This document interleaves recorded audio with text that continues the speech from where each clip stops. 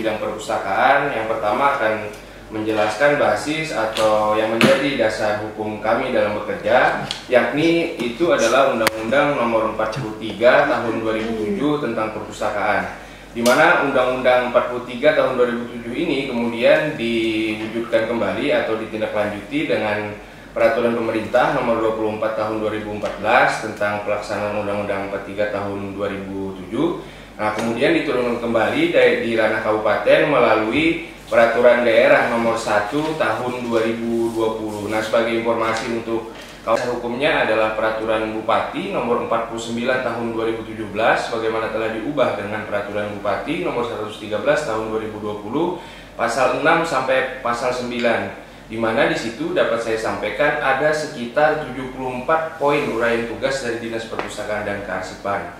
Nah, mungkin untuk lebih lanjut apa? Banyak sekali ternyata ya. Banyak sekali pekerjaan kami khususnya di bidang perpustakaan ada sekitar 74 uraian tugas. Nah, mungkin apa saja uraian tugas itu nanti dapat kita diskusikan lebih lanjut. Baik.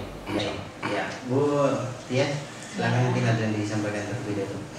Ya, sebenarnya di sini dari tadi itu sudah saya cemburu, Pak. Cemburu kepada siapa nih, Bu?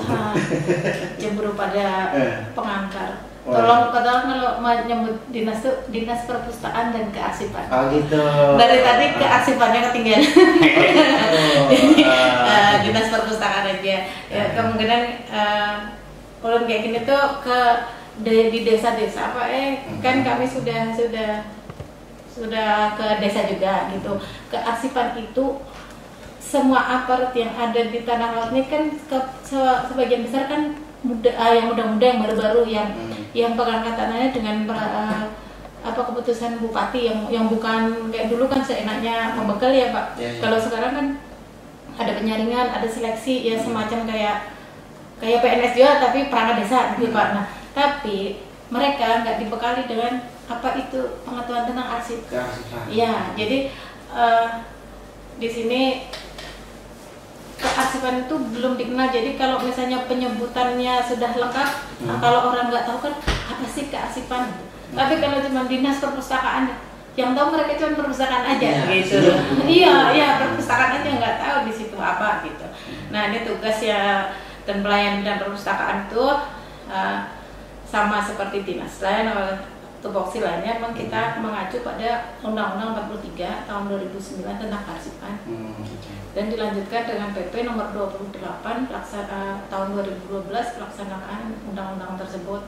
Terus diturunkan lagi di kabupaten kemarin sama-sama dengan perdanya perpustakaan, kita kerja keras dengan DPR. Kan kebetulan Pak, sebelum saya di kearsipan itu saya di perpustakaan juga, dikasih pelayanan perpustakaan.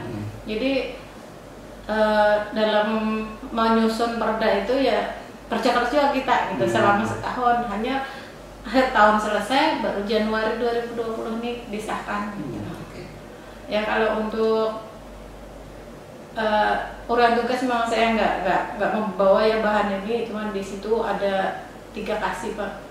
Ada kasih pembinaan kearsipan, pengelolaan dan pemeliharaan arsip, sama arsip seksi dokumentasi. Ya. Baik. Kalau kearsipan ini sejak kapan, Bu, tergabung sama perpustakaan ini? Dinas dari dulu. Dinas Perpustakaan itu waktu saya masuk di sini, Pak, di Tanah Laut nih 2005 itu masih gabung di organisasi. Dan kearsipannya ada di Kabak Umum. Di bagian di Kasubag Umum kemarin. Nah, terus tahun 2009 berdiri kantor perpustakaan. Namanya Kantor Perpustakaan dan Arsip Daerah. Perpustakaan, Arsip dan Dokumentasi, Pak. Gitu. Dulu tempatnya ada di Almanar yang gedung kecil yang Iya, di tengah itu. Ya, ada di taman-taman tuh. Orang mau masuk situ takut, Pak. Katanya bahantu. Katanya kalau masuk ke situ tuh sudah hawanya lain gitu. Saking sepinya. Iya, saking sepinya. Tapi ya saya lembur-lembur di situ ya nggak apa-apa juga. Ini mereka mengawali saya. Tapi kan di sana outdoor kayak gitu. Iya, di sana mau outdoor. Terbuka habis. Oke, jadi sejak 2009 ya, habis itu tahun 2017 kalau nggak salah itu jadi Dinas Perpustakaan dan Arsip. Iya, dan mungkin ini untuk arsip mungkin kalau di perpustakaan masyarakat tahu Tahu, ya. iya. Tapi kalau kearsipan mungkin kurang familiar ya Bu ya. Iya. Jadi mungkin bisa dijelaskan Bu, di dalam arsip itu arsip apa maksudnya itu Bu? Yang ada di Dinas Perpustakaan Kearsipan ini arsip apa? Apakah arsip dari dulu baik itu arsip apa gitu ya? sampai sekarang Ya, bisa dijelaskan ya. Ya, ini Bapak sebagai ASN juga masih belum tahu kan. Nah, iya. apalagi yang kada tahu gitu. Nah, sebenarnya arsip itu adalah pintu pertama kita membuat organisasi, Pak. Tapi saking pentingnya arsip, nggak ada yang perhatikan. Saking pentingnya itu kan suatu organisasi itu pun pasti ada, misalnya mau mendirikan apa ke notaris dulu segala macam, itu kan kita membuat arsip. Dan arsip itu harusnya disimpan, tapi selama ini arsip itu diciptakan untuk suatu kegiatan. Kegiatan selesai, arsipnya ditaruh, tapi ditaruh di mana gitu loh Pak. Mungkin dia ditaruh, nggak dibuang mungkin Pak, tapi ditaruh. Nah, di bidang kearsipan ini Pak, tugas dari Dinas Perpustakaan Arsip membantu Bupati untuk membina pencipta arsip. Nah, membina pencipta arsip. Nah, pencipta arsip itu ya ada SKPD, ada kelurahan, ada desa, segala macam, atau organisasi atau swasta gitu. Sebenarnya bisa kita bina lah. Jadi yang ada di arsip itu Pak, arsip yang sudah tidak punya pemiliknya. Contohnya kantor pasar sudah nggak ada kan. Nah, itu arsipnya kita angkut. Nah, itu kita angkut ke Dinas Arsip, kita benahi di situ, kita tata di situ. Tapi kalau arsip yang di SKPD itu tetap ada di SKPD. Jadi nggak ada kewajiban mereka untuk menyetor di situ. Nah, sebenarnya Pak, ini apa ya? Memang masalah seluruh arsipan dimanapun sebenarnya. Anggaran untuk menyediakan unit kearsipan atau record center atau tempat menyimpan arsip di SKPD itu belum ada. Dan ini sudah saya sampaikan ke DPR bahwa ini perlu, tapi ya itu lagi kita terbentuk pada anggaran. Artinya memang sudah ada arah ke sana Bu ya, untuk menyempurnakan arsip-arsip ini nanti ya. Iya, memang sudah. Terus yang kemarin sudah kita mulai pendampingan pengelolaan arsip, di Bapeda. Jadi di Bapeda itu sudah berusaha untuk kita bila mencari arsip tuh kada membuka yang lain gitu loh Pak. Jadi tahu ada daftarnya, oh arsip ini ada di situ lah. Tujuan untuk penataan arsip itu ya diantaranya di sini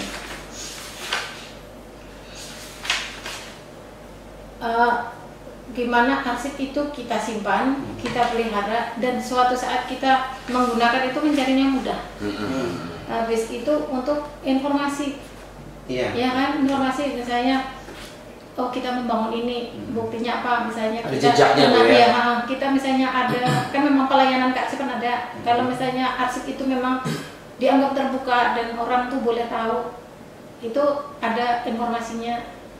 Nah, apalagi yang bersifat sejarah. Ini kita baru mulai tahun kemarin. Nah, tahun kemarin itu kendalanya kita COVID Pak. Sebenarnya sudah ada program penelusuran arsip statis. Yang namanya arsip statis itu arsip yang bernilai sejarah. Misalnya surat menyurat dalam rangka pendirian Kabupaten Tanah Laut, atau misalnya foto-foto pendiri Tanah Laut.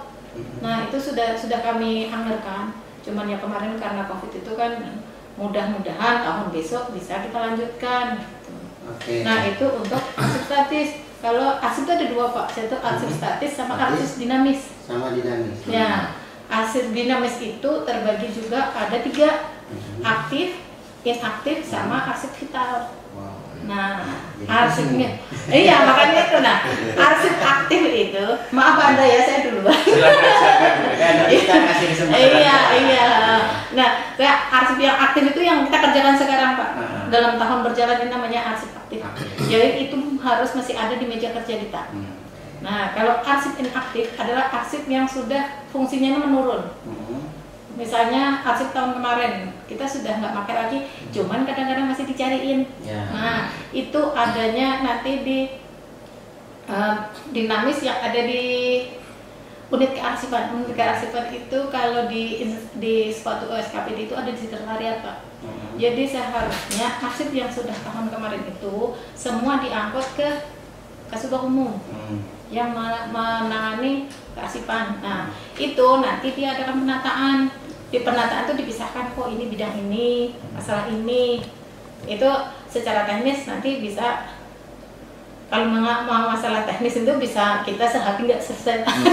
Nah, pokoknya ada penataan itu. Pokoknya intinya kalau arsip aktif itu masih di meja, arsip inaktif itu kita titipkan dulu di sekretariat, baru nanti dipisah. Terus ada lagi arsip vital. Vitalnya penting banget. Penting banget tuh, Pak. Pokoknya kalau yang vital nggak ada nih susah ya, Pak. Nah, arsip vital itu contohnya arsip itu harus ada untuk terselenggaranya organisasi atau kegunaan suatu barang. Misalnya kalau kendaraan harus ada STNK. Jadi nyimpan juga di arsip. Ya, itu nama arsipnya. Kita nggak yang nyimpan yang punya, Pak. Contohnya. Nah, contohnya gitu. Kalau misalnya punya tanah harus ada sertifikatnya. Nah, sertifikat itu tuh termasuk arsip vital gitu. Nah, misalnya surat nikah selama kita masih menikah itu vital. Oke, baik. Saya pengen tahu lebih banyak tentang arsipan nanti, tapi panjang ceritanya. Kita beralih dulu Bang Iwan ke Mas Andra nih. Iya, Bang Andra di Backbone ya. Dan beliau ada di bidang perpustakaan ya. Betul. Selama ini kan dari masyarakat mungkin kalau perpustakaan ya buku, membaca buku ataupun juga tentang anak-anak ya datang ke sana. Betul banyak. Jadi bagaimana nih untuk perpustakaan ini, apakah hanya berkutat dengan buku ataupun ada inovasi-inovasi lain yang mungkin dari bidang perpustakaan ini, Bang Andra? Oke, baik, terima kasih Bang Iwan. Jadi memang kami dari bidang perpustakaan berencana mengubah stigma masyarakat itu bahwa perpustakaan sebenarnya bukan hanya tempat transaksi buku. Orang datang ke sana, orang meminjam buku, kemudian mengembalikan buku. Jadi fungsi kami sebenarnya tidak hanya sebatas itu. Tadi seperti yang telah saya sampaikan di muka, ada 74 betul, ada 74 proyek tugas yang harus kami lakukan. Nah, salah satunya itu adalah menambah jumlah koleksi perpustakaan. Nah, apa saja koleksi bahan perpustakaannya? Nah, ini tadi saya sampaikan untuk pelan-pelan menggeser stigma masyarakat bahwa kami itu tidak hanya buku. Nah, di dalam pasal 5 Peraturan Bupati Tanah Laut nomor 145 tahun 2020 tentang kebijakan pengembangan koleksi, maka bahan perpustakaan yang harus dikelola oleh Dinas Perpustakaan dan Kearsipan, yang pertama itu adalah manuskrip atau naskah kuno. Nah, ini kami selalu berkoordinasi dengan Bidang Kearsipan, ya, selalu berkoordinasi dengan Bidang Kearsipan. Kemudian ada juga namanya kartografi, ini sejenis peta. Jadi peta-peta yang ada di seluruh Kabupaten Tanah Laut, peta-peta lama misalnya, itu juga menjadi koleksi kami. Nah, kemudian ada rekaman suara dan video. Lalu ada bahan grafis termasuk lukisan, bisa juga kami mengelola itu. Kemudian ada juga sumber elektronik, sejarah lisan dan tradisi lisan, lagi-lagi kami selalu berkoordinasi dengan bidang arsip. Dan yang terakhir itu buku. Jadi ada begitu banyak sebetulnya bahan perpustakaan yang bisa kami kelola. Nah, berangkat dari pemikiran itu, maka seperti mungkin yang para pendengar Radio Tuntung Bandung FM telah ketahui, kami mencoba melakukan kegiatan-kegiatan yang berusaha untuk menggeser stigma masyarakat tadi bahwa kami bukan hanya buku. Jadi diantaranya kegiatan-kegiatan yang kami lakukan untuk merubah itu, yang pertama itu adalah program Badarau. Jadi Badarau itu sendiri kita ambil dari bahasa Banjar klasik, bahasa Banjar lama yang tumbur. Jadi Badarau itu bersama-sama dalam hal apa? Di program kami bersama-sama dalam hal musik apa? Musik tradisional. Jadi kami berencana mengumpulkan orang-orang seniman-seniman di Kabupaten Tanah Laut yang mempunyai potensi atau bakat musikalitas ya, tapi dengan catatan menggunakan alat tradisional. Nah itu satu inovasi yang kami lakukan di antara inovasi lainnya. Mungkin itu yang bisa saya sampaikan. Oh jadi yang namanya pustaka ini bukan hanya pustaka baca ya, betul, pustaka visual juga, betul, audio juga ya, betul, oleh perpustakaan ya. Betul. Jadi mungkin buat masyarakat perpustakaan ini bukan hanya bergerak di membaca saja ya, tapi juga Anda juga bisa mendapatkan bahwa di sana ada pengarsipan dari audio, video visual juga ada. Ini yang lebih menarik biasa. Jadi bisa lihat langsung ya. Nah jadi mungkin nggak lepas ya namanya emang pas ya Bang Mul ya, emang pas perpustakaan dan arsip. Nah jadi memang serumpun. Iya, arsip ngumpulin dulu, habis itu arsip memustakakan kan. Betul. Kalau lebih jelas kita tanya nih, bedanya apa sih arsip sama bedanya arsip sama pustaka itu seperti apa gitu? Arsip sama perpustakaan itu memang dalam Permendagrinya kita serumpun Pak. Cuman sifat kita berbeda. Sifatnya berbeda. Kalau perpustakaan itu sifatnya terbuka, kalau arsip tertutup. Jadi arsip itu menyimpan sesuatu rekam kegiatan. Kan arsip itu kan definisi dari arsip sendiri itu ada suatu rekaman atau kegiatan yang dibuat dan diterima suatu lembaga atau perorangan untuk menyampaikan informasi dan untuk komunikasi untuk berlangsungnya kita berbangsa dan bernegara. Nah, jadi itu isinya kegiatan apa yang kita sampaikan atau kita menerima suatu kegiatan untuk mengarsipkan itu kegiatan Pak. Jadi kegiatan kita kan tidak harus semua orang tahu. Nah, jadi arsip itu kan ada sifatnya sangat penting, penting gitu kan, ada biasa gitu.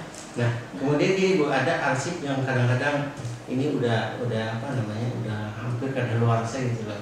Untuk diperbarui kadang harus dibukukan juga. Jadi mungkin seperti apa koordinasinya?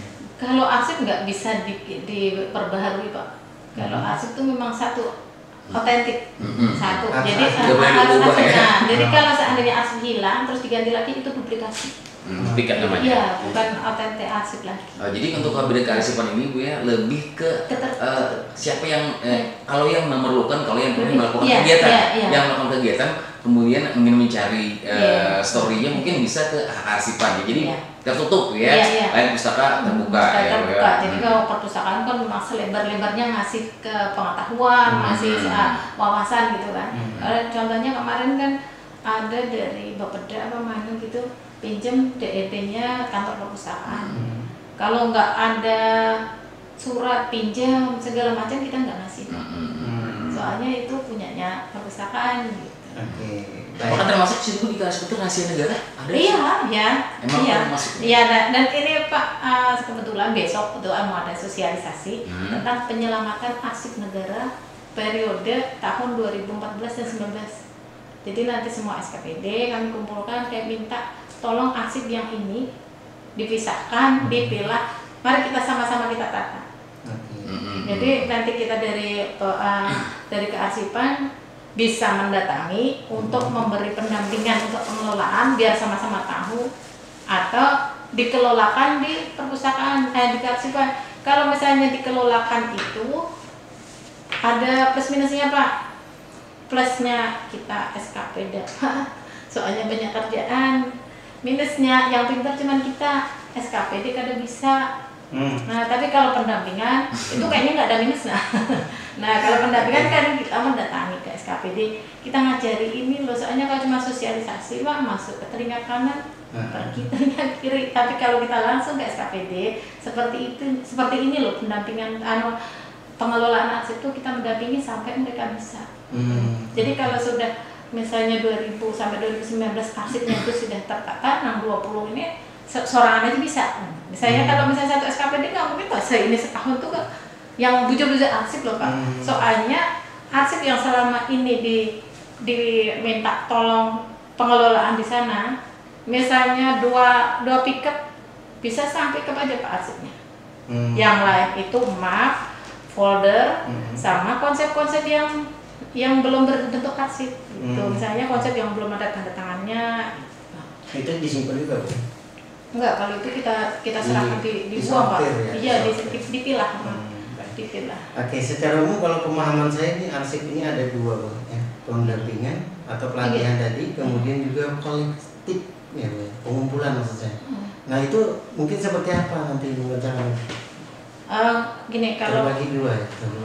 Kalau misalnya yang dikerjakan di kami itu terus ditaruh di tempat kami itu arsip yang mengalami penggabungan atau pembubaran tadi. Jadi arsipnya nggak tahu tanggung jawab siapa gitu, Pak. Itu yang ada tuannya. Nah, ada tuannya itu di tempat kami dikelola, habis itu disimpan di situ, dan penyimpanan arsip ini tidak lepas dari peraturan yang mengatur tentang umur arsip. Namanya jadwal retensi arsip. Kayak Fian tadi kan katakan yang sudah kadaluarsa. Itu nanti ada umurnya, arsipnya ada umurnya. Kalau pada saat kita sudah mengusulkan penyusutan atau pemilihan arsip ini sudah bisa disusutkan atau belum, itu sudah ada peraturan bupatinya, Pak. Kemudian saya nggak bawa, nggak baca nomor berapa, saya nggak ingat. Nah, itu dari retensi itu kita usulkan, kita harus bikin tim untuk penyusutan itu, Pak. Kita mengusulkan itu disusutkan atau enggak tuh sampai ke arsip nasional, Pak. Soalnya kadang kita kayaknya ini sudah nggak kepakai, tapi mungkin ada nilai sejarah atau nilai informasi yang masih bisa diamankan, itu dari arsip nasional yang menilai. Jadi tidak sembarang kita menghapuskan. Iya. Ke Ibu Tias dulu nih, Bang. Tias ya, Bang Andre dah begini. Karena muda ya, jadi kita bisa bercanda ya. Iya. Masih muda. Baik, Bu. Muda, Bro. Ini tadi terkait arsip tadi kan ada dua ya, tentang pembinaan, kemudian juga kalau menurut saya itu kolektivitas ya untuk pengumpulan, Bu ya. Nah, kalau pembinaan sendiri, Bu, ke desa-desa, khususnya yang paling jauh ini kan desa, Bu ya. Untuk arsip sendiri mungkin seperti apa, Bu? Bisa diceritakan? Untuk desa sebenarnya sudah, ya itu lagi-lagi itu karena COVID, Pak. Kemarin sudah beberapa kecamatan sudah dijadwalkan untuk ini untuk sosialisasi. Habis itu memang setelah adanya sosialisasi memang kita akan melakukan pendampingan. Nah, kebetulan kemarin kan manunggal sudah mulai dilaksanakan. Ya dari situ kita ikut dijadwalkan sama PMD. Di situ ada sosialisasi kearsipan. Ya dari situ kemarin saya kasih tahu, informasikan sama Sekdes, ya jawaban mereka belum pernah ada bintek kearsipan, Bu, katanya gitu ya. Jadi mungkin yang kedepannya nanti kami menganggarkan itu pembangunan teknis untuk Sekdes. Sedangkan dari pusat itu sudah dari 2012 tuh ada program arsip masuk desa. Memang sudah ada beberapa Sekdes yang kita bintekan gitu. Cuma karena ya itu tadi sistem perekrutan aparat yang zaman dulu sama sekarang beda ya, yang sudah dibintekan tuh sudah nggak jadi lagi. Sudah bebas tugas. Sudah pensiun gitu kan, sudah diganti sama yang aparat yang melalui seleksi. Saya secara umum saja, Bu, mungkin arsip yang mengarsipkan yang baik dan benar, Bu, seperti apa ya? Kalau pengarsipan yang baik dan benar itu sesuai dengan Undang-Undang 43 2009 Undang 43 2009 tentang kearsipan. Panjang sih, Pak, ceritanya. Pokoknya gini, secara umum tuh gini, kita kalau membuat arsip harus rangkap dua. Harus rangkap dua. Dan setiap surat keluar kita harus ada penanggung jawab. Dan penanggung jawab itu bukan cuma penanda tangan, tapi pengonsep juga, pengolah juga, yang mengetik juga harus ada paraf di situ. Apa tujuan paraf itu? Yaitu yang bertanggung jawab atas surat itu. Jadi kalau dalam surat itu bermasalah, ya yang ada di situ itu yang bermasalah. Nah, selama ini kan kalau misalnya ada masalah, saya kepala desa bermasalah, kepala desa aja. Yang lain-lain kan nggak tahu saya misalnya suratnya gitu. Tapi kalau misalnya ada parafnya, berarti yang parah itu kan tahu sejarah dari arsip itu. Seandainya itu arsip bermasalah. Nah, untuk itu mungkin kalau nggak ada paraf itu mereka takut terlibat itu, Bu. Nah, ya gimana lagi, namanya pencipta ya, jadi itu sudah konsekuensinya. Iya. Harusnya itu gitu. Jadi kalau nah itu yang pertama harusnya. Nah, setelah arsip yang diparaf itu kita simpan sesuai dengan klasifikasi, Pak. Ya, kita menyimpan itu sesuai klasifikasi. Ada umum, ada 9 klasifikasi, 9 nomor itu. Ya. Disimpan secara dan ini Pak, penggunaan kaleng kabinet itu masih banyak yang belum tahu. Kaleng kabinet itu kita naruh karena mau dimasukkan gini ya Pak ya. Itu salah Pak, harusnya pakai map gantung seperti ini.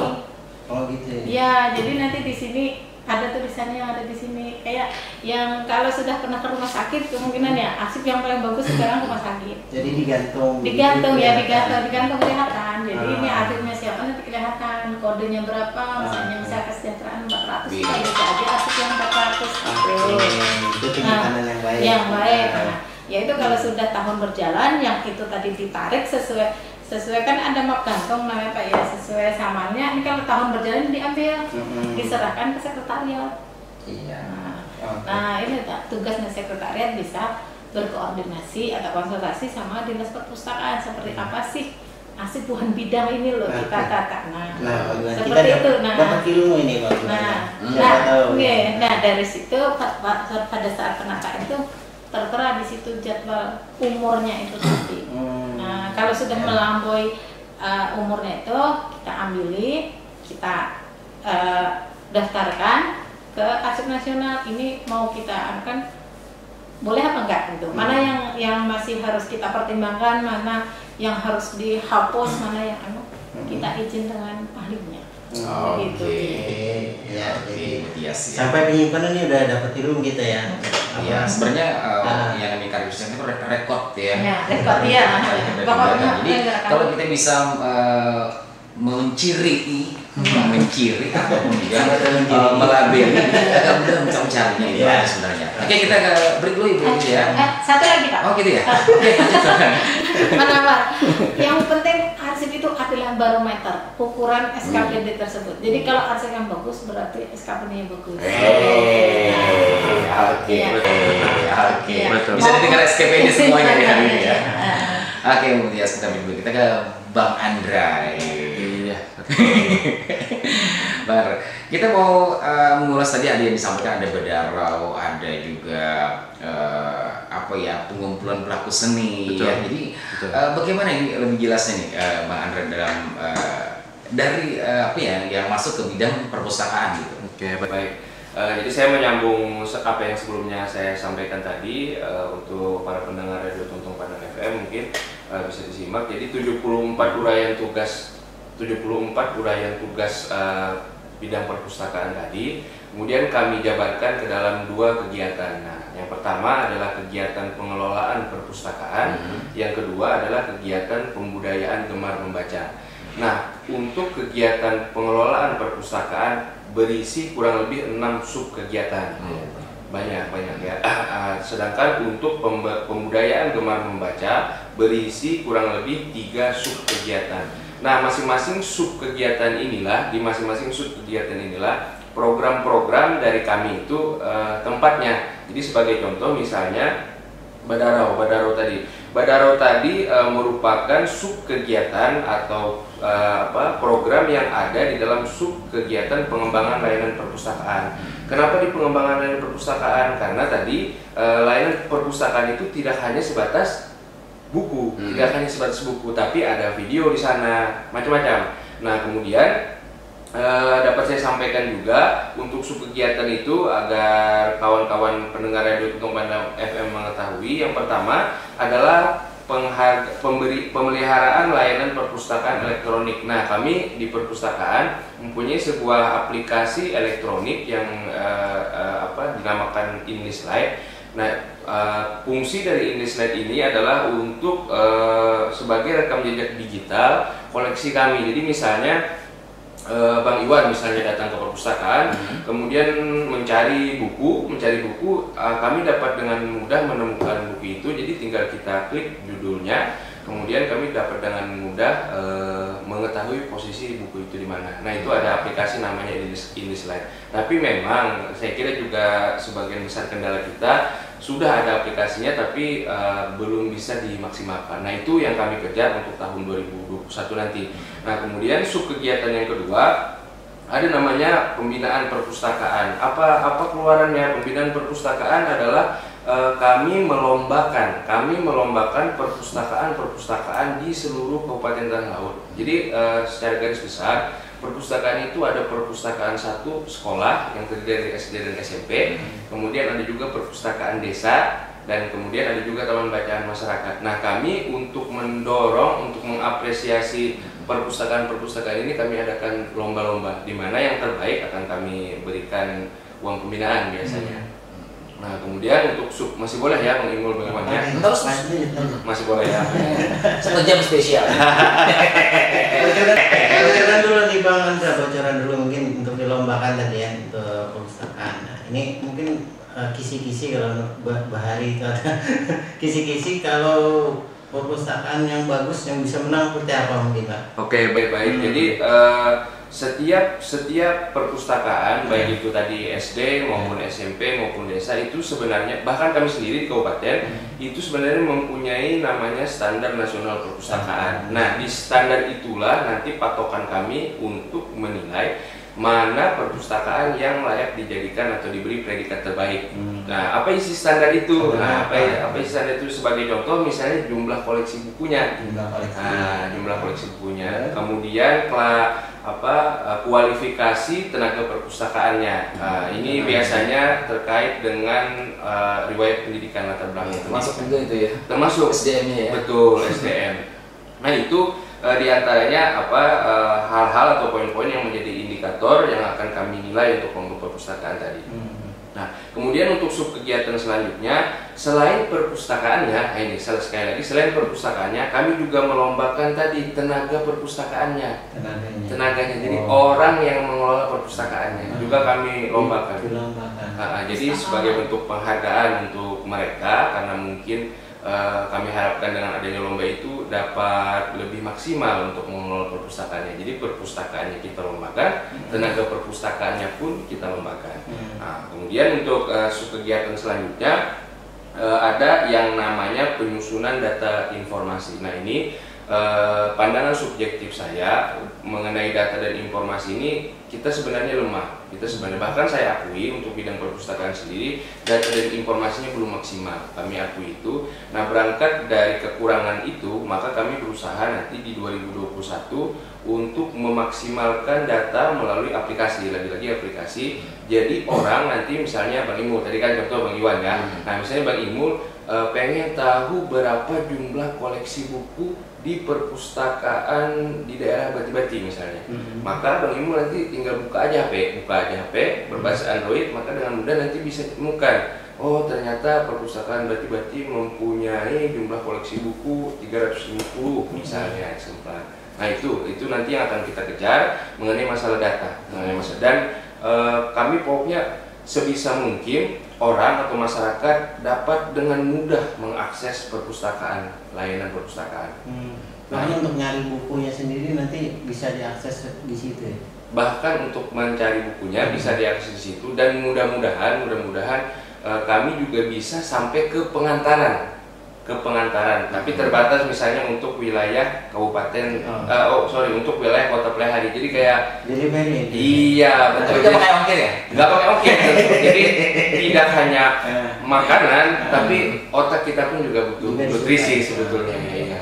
Oke. Nah, selanjutnya, dan kemudian tadi itu adalah kegiatan yang pertama yang pengelolaan perpustakaan. Nah, kegiatan yang kedua yang dapat kami sampaikan juga itu ada namanya penghargaan gerakan budaya gemar membaca. Nah, ini kalau tadi ada perpustakaannya, ada tenaga perpustakaannya. Nah, ini orang yang berkunjung, orang yang membacanya juga kita beri penghargaan. Jadi kami ibaratkan semua sektor atau pihak-pihak ini harus dilibatkan semuanya untuk menciptakan budaya literasi kita yang tangguh misalnya. Jadi tidak hanya perpustakaannya, tidak hanya tenaga perpustakaannya, tapi sampai kepada orang yang memanfaatkan perpustakaan itu. Itu juga kita lombakan. Ya, reading award. Betul. Semoga nanti Bang Iwan dan Bang Imul mungkin bisa menjadi salah satu kandidat. Ya, Jadi skupnya itu umum ya? Umum. Ya, Jadi pembaca. semua pembaca silakan datang ke perpustakaan Kebetulan dan ada akan kami rekap datanya di situ dan akan kelihatan siapa sebenarnya Iya, yang baca. rajin baca. Dan itu kita hargai. Nah, kemudian yang kedua, masih dalam kegiatan Pemuda Gemar Membaca, kami ada namanya sosialisasi budaya baca dan literasi. Nah, ini saya tekankan, dan literasi. Jadi sekali lagi, perpustakaan tidak hanya membaca, ada dan literasi. Nah, apa itu? Nah, kami melakukan lomba-lomba salah satunya yang sudah kita lakukan di 2020 ini adalah lomba menulis cerpen, kemudian lomba rawi, ada banyak sebetulnya lomba-lomba yang kita lakukan. Nah, untuk di tahun 2021 dapat saya sampaikan, nanti kita juga akan bergeser ke lomba lokal. Jadi misalnya kita melombakan Mamanda, Madihin atau Balamekaja. Jadi kami juga mengejar selain sektor aplikasi yang kita bisa kenal dengan modernitas tadi, kami juga tidak melupakan unsur-unsur lokalnya, budayanya. Betul. Nah, itu untuk untuk sub kegiatan yang kedua dari kegiatan Pembudayaan Gemar Membaca. Nah, yang terakhir Bang Imul, Bang Iwan. Jangan terakhir dong. Oh, jangan Masih terakhir. banyak lagi. Oke, baik. Oke. Nah, yang terakhir untuk kegiatan kita, nah itu ada namanya pengembangan literasi berbasis inklusi sosial. Nah, ini juga mungkin hal yang baru, literasi berbasis inklusi sosial. Jadi maksudnya secara sederhana, ketika orang membaca buku, memanfaatkan pengetahuan buku, tidak hanya habis di kepalanya saja, tapi pengetahuannya itu dapat meningkatkan kualitas hidupnya. Misal sebagai contoh, kami punya buku bagaimana cara budidaya ikan lele. Nah, kami informasikan buku budidaya ikan lele itu cara-caranya, dan dia mengetahui. Dan setelah mengetahui, maka dia mencoba mempraktekkan pembudidayaan ikan lele itu untuk meningkatkan kualitas hidupnya. Nah, di tahun 2021 sebagai contoh, kami sampaikan, kami akan mengadakan kursus singkat namanya. Kursus singkat itu adalah membuat kerajinan dari barang bekas. Nah, jadi ketika kita berikan keterampilan itu, kita harapkan kualitas hidup dari peserta kursus singkat ini dapat meningkat karena kita berikan keterampilan kerajinan dari barang bekas, misalnya botol-botol aqua yang daur ulang yang dimanfaatkan jadi bangku mungkin. Nah, kemudian ada juga kursus lainnya, ini juga saya kira belum pernah saya temui di Kabupaten Tanah Laut, khusus misalnya henna, Anda tahu nggak henna untuk, nah itu kan sebenarnya hiasan itu kan sebenarnya dalam amatan kami pasar yang tidak bakalan mati, karena pasti orang bakal menikah, tidak mungkin orang tidak menikah, dan di menikah pasti ada hennanya. Nah, kira-kira itu untuk kegiatan dan sub kegiatan program kami di tahun 2021. Dan Bang Andra, kemarin saya dapat informasi juga bahwa di perpustakaan itu sekarang kita tahu ya bahwa luas banget, ternyata bukan hanya baca buku dan juga nyimpen bekas-bekas arsip ya. Jadi mungkin orang-orang masyarakat mungkin sekedar itu aja. Jadi kemarin ada informasi yang kita baca juga bahwa dari perpustakaan ada yang semacam mengumpulkan para pelaku seni yang mungkin yang lebihnya khususnya ke instrumen daerah ya. Iya, betul. Ya, jadi apa nih yang sebagai yang diambil digali dari perpustakaan itu, dari mengumpulkan pelaku seni yang diinformasikan kemana, di informasinya juga di fanpage Pemkap ya. Oke, baik. Jadi tadi ini ada kaitannya sebetulnya dengan 12 jenis bahan perpustakaan tadi yang selain buku, ya, ada kaitannya dengan itu. Maka berangkat dari pemikiran itu, setidak-tidaknya yang dapat saya sampaikan hari ini, kami membentuk tidak hanya pelaku seni ya, Bang Iwan, kami membentuk yang pertama itu adalah Ikatan Penulis Tanah Laut namanya. Ikatan Penulis Tanah Laut. Kenapa? Ini untuk menumbuhkan kultur tulis-menulis di Kabupaten Tanah Laut. Dan berdasarkan data yang kami miliki, ada begitu banyak potensi yang dimiliki Kabupaten Tanah Laut sebetulnya di dunia tulis-menulis ini. Nah, kemudian yang kedua, kami juga membentuk komunitas perupa tanah laut. Berupa ini melukis, kalau belum kasih tahu ya, seni rupa. Jadi melukis, dan selain melukis kami juga perupa itu juga pematung, itu juga termasuk dalam kategori seni rupa. Nah, kami juga membentuk itu, dan juga ini untuk anak-anak itu kan untuk dewasa. Kami klasifikasikan sebagai hal untuk dewasa. Untuk anak-anak kami membentuk rumah dongeng tanah laut namanya. Nah, jadi di rumah dongeng tanah laut inilah orang-orang di rumah dongeng tanah laut inilah yang akan mengedukasi nilai-nilai moral kepada anak-anak. Nah, jadi itu sebenarnya. Nah, untuk apa semuanya itu? Atau apa kegiatan semuanya itu? Jadi untuk seni tadi seperti Bang Iwan tanya, untuk pelaku seni. Nah, kami sebagai contoh terakhir kami memanfaatkan keterampilan yang dimiliki oleh seniman panting, seniman yang mampu memainkan alat panting. Kami tayangkan programnya yang namanya Badalo tadi, kami tayangkan programnya baik melalui Instagram TV Diskusif maupun kanal YouTube Diskusif Dinas Perpustakaan dan Kearsipan lagi-lagi. Nah, agar harapannya saya, kalau Bang Iwan kan ini umurnya sudah kita dalam tanda kutip sudah tua ya. Nah, masyarakat yang Kabupaten Tanah Laut yang remaja dapat masih menikmati musik-musik tradisional ini. Jadi tidak mati ditelan musik-musik yang dalam tanda kutip modern. Jadi kira-kira itu Bang Iwan. Oke, Bang Andra. Oke. Dan kita ke Ibu Tias nih ya. Ibu Tias ini kayaknya yang saya tanya ini penting banget nih, karena asik nih. Nah, saya bagaimana Bu untuk pengumpulan arsip dari sejarah tanah laut? Nah, apakah ada halangannya, hambatannya? Karena biasanya agak sulit kan Bu mengorek-gorek apakah izin dari keluarganya ataupun karena banyak sebenarnya sih ya foto-foto ataupun juga yang diketahui oleh ahli warisnya tentang sejarah tanah laut ini. Jadi gimana nih Bu? Nah, ini tugas dari seksi dokumentasi Pak ya. Sebenarnya beberapa tahun yang lalu kami mendampingi dari Duta TV menemui salah seorang yang kebetulan masih ada 2 dan sekarang sudah nggak ada semua, pendiri tanah laut. Nah, itu yang ada di daerah Karangtarung misalnya. Si Din tuh punya arsip lumayan banyak, mulai dari undangan, ada kemarin sayembara logo tanah laut, banyak tuh yang bersejarah. Cuman ini kayaknya keluarga nggak berkenan gitu diambil, walaupun kita cuma nge-scan aja. Nah, itu. Ada waktu bapaknya dulu tuh memang ya mungkin beliau karena yang datang itu dari Duta TV bukan dari Kabupaten Tanah Laut kan, mungkin ya nggak ngasih, cuma memang dikeluarkan sama si Dendo dikasih tahu ini, tapi mereka memfoto pada boleh gitu. Nah, sekarang ada program dari dokumentasi itu namanya penelusuran arsip statis ya, arsip bersejarah itu tadi.